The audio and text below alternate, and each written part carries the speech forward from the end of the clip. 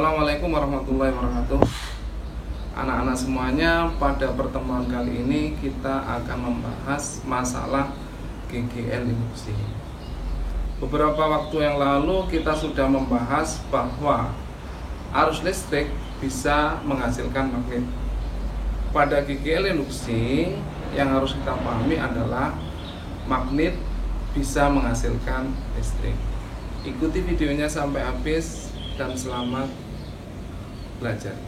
Suatu GGL yaitu gaya gerak listrik dari suatu magnet yang dilewatkan pada suatu kumparan. Jadi ini kumparan adalah kabel yang digulung ya, kabel trafo, ini magnet, ini kita gerakkan.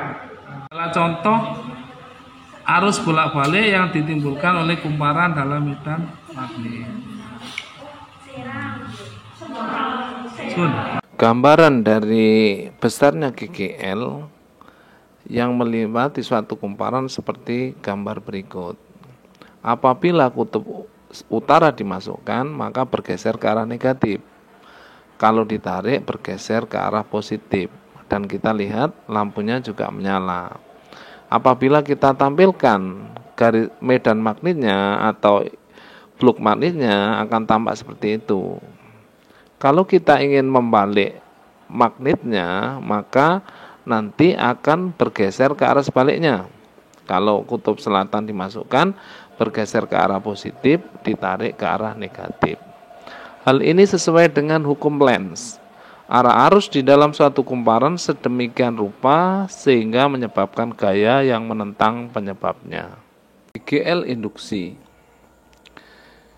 GGL adalah kependekan dari gaya gerak listrik. Simbolnya E, satuannya adalah volt.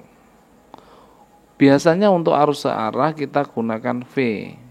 Satuannya sama dengan volt, adalah istilah untuk potensial. GGL induksi adalah gaya gerak listrik yang timbul akibat adanya perubahan flux magnet atau akibat adanya perubahan medan magnet. Pada suatu GGL induksi, kita tidak lepas dari hukum Faraday, seorang berkebangsaan Inggris. Di dalam hukum Faraday dikatakan bahwa besarnya GGL induksi pada suatu kumparan sebanding dengan laju perubahan flux magnet yang melingkupi kumparan. Sehingga disimpulkan E sama dengan delta flux per delta T, perubahan flux per waktu.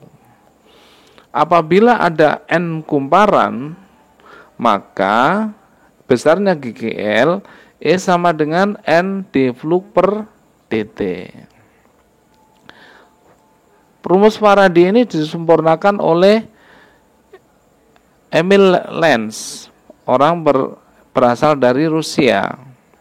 Menurut Lenz, arus di dalam suatu kumparan sedemikian rupa sehingga menyebabkan gaya yang menentang penyebabnya.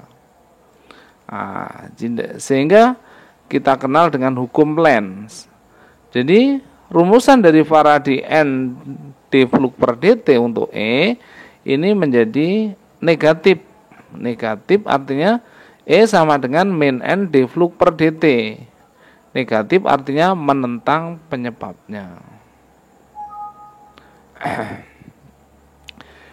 GGL induksi diri.